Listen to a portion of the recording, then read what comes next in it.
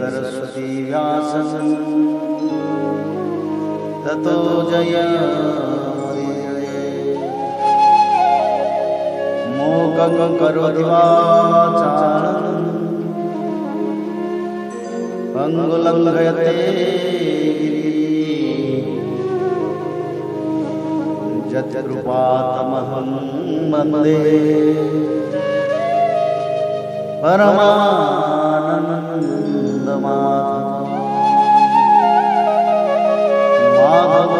माधवो वाक्यं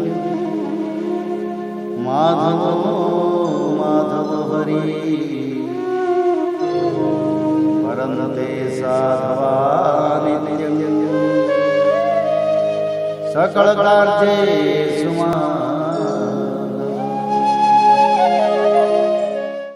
अथ 10वां अध्यायः 10 प्रकार की सृष्टि का वर्णन।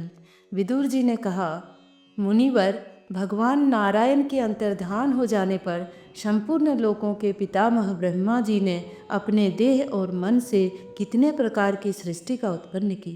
भगवान, इनके सिवा मैंने आपसे और जो बातें पूछी हैं उन सब का भी क्रमशः वर्णन कीजिए और मेरे संशयों को दूर कीजिए, क्योंकि आप सभी बहुज्ञों में श्रेष्ठ हैं। सूत जी कहते हैं, सौनक जी, विदुर जी के इस प्रकार पूछने पर मुनिवर मैत्रेय जी बड़े प्रसन्न हुए और अपने हृदय में स्थित उन प्रश्नों का उत्तर इस प्रकार देने लगे। श्री मैत्रेय जी ने कहा, अजन्मा भगवान श्री हरि ने जैसा कहा था, ब्रह्मा जी ने उसी प्रकार चित्त को अपने आत्मा श्री नारायण में लगाकर 100 दिव्य वर्षों तक तप किया। ब्रह्मा जी ने देखा कि प्रलयकालीन प्रबल वायु के झकोरों से जिससे वे उत्पन्न हुए हैं तथा जिस पर वे बैठे हुए हैं वह कमल तथा जल काँप रहे हैं। प्रबल तपस्या एवं हृदय में स्थित आत्मज्ञान से उनका विज्ञान बल बढ़ गया और उन्होंने जल के साथ वायु को पी लिया। फिर जिस पर स्वयं बैठे हुए थे उस आकाश व्यापी कमल को देखकर उन्होंने विचार किया कि पूर्व कल्प में लीन हुए लोकों को मैं इसी से रचूंगा। तब भगवान के द्वारा सृष्टि कार्य में नियुक्त ब्रह्मा जी ने उन कमल कोश में प्रवेश किया और उनके एक के ही भूः भुवः स्वः ये 3 भाग किए। यद्यपि वह कमल इतना बड़ा था कि इसके 14 भुवन या इससे भी अधिक लोकों के रूप में विभाग किए जा सकते थे। जीवों के भोग स्थान के रूप में इन्हीं 3 लोकों का शास्त्रों में वर्णन हुआ है। जो निष्काम कर्म करने वाले हैं उन्हें महः, तपः, जनः और सत्यलोक रूप ब्रह्मलोक की प्राप्ति होती है। विदुर जी ने कहा, ब्राह्मण, आपने अद्भुत कर्मा विश्वरूप श्रीहरि की जिस काल नामक शक्ति की बात कही थी, प्रभु उसका कृपया विस्तार पूर्वक वर्णन कीजिए। श्री मैत्रेय जी ने कहा, विषयों का रूपांतरण बदलना ही काल का आकार है। स्वयं तो वह निर्विशेष, अनादि और अनंत है। उसी को निमित्त बनाकर भगवान खेल खेल में अपने आप को ही सृष्टि के रूप में प्रकट कर देते हैं। पहले यह सारा विश्व भगवान की माया से लीन होकर ब्रह्म रूप में ही स्थित था। उसी को अव्यक्त मूर्ति काल के द्वारा भगवान ने पुनः पृथक रूप से प्रकट किया है। यह जगत जैसा अब है वैसा ही पहले था और भविष्य में भी वैसा ही रहेगा। इसकी सृष्टि 9 प्रकार की होती है तथा प्राकृत वैकृत भेद से एक 10वीं सृष्टि और भी है, और इसका प्रलय काल द्रव्य तथा गुणों के द्वारा 3 प्रकार से होता है। अब पहले मैं 10 प्रकार की सृष्टि का वर्णन करता हूँ। पहली सृष्टि महतत्व की है। भगवान की प्रेरणा से सत्वादि गुणों में विषमता होना ही इसका स्वरूप है। दूसरी सृष्टि अहंकार की है, जिससे पृथ्वी आदि पंचभूत एवं ज्ञानेंद्रिय और कर्मेंद्रियों की उत्पत्ति होती है। तीसरी सृष्टि भूत सर्ग है, जिससे पंच महाभूतों को उत्पन्न करने वाला तन्मात्र वर्ग रहता है। चौथी सृष्टि इंद्रियों की है, यह ज्ञान और क्रिया शक्ति से संपन्न होती है। पांचवी सृष्टि सात्विक अहंकार से उत्पन्न हुए इंद्रियाधिष्ठाता देवताओं की है, मन भी इसी सृष्टि के अंतर्गत है। छठी सृष्टि अविद्या की है। इसमें तामिश्र, अंध तामिश्र, तम, मोह और महामोह ये 5 गांठें हैं। यह जीवों की बुद्धि का आवरण और विक्षेप करने वाली हैं। ये 6 प्राकृतिक सृष्टियां हैं।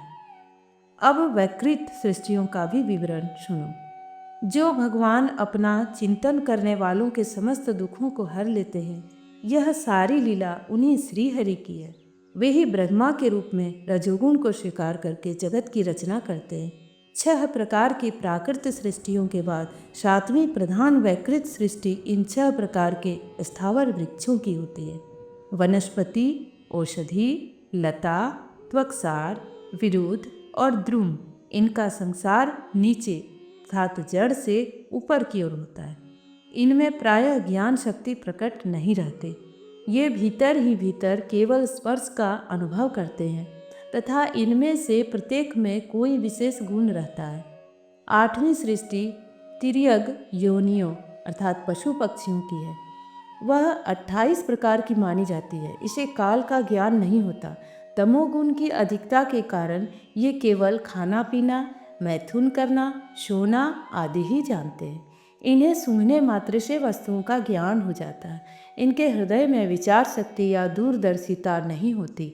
साधु श्रेष्ठ, इन तिर्यकों में गौ, बकरा, भैंसा, कृष्ण मृग, सुअर, नीलगाय, रुरु नाम का मृग, भेड़ और ऊंट ये द्विशप 2 खुर वाले पशु कहलाते हैं। गधा, घोड़ा, खच्चर, गौर मृग, शरफ और चमरी ये 1 शप 1 खुर वाले हैं। अब 5 नख वाले पशु पक्षियों के नाम सुनो। कुत्ता, गीदड़, भेड़िया, बाघ, बिलाव, खरगोश, शाही, सिंह, बंदर, हाथी, कछुआ, गोह और मगर आदि पशु हैं।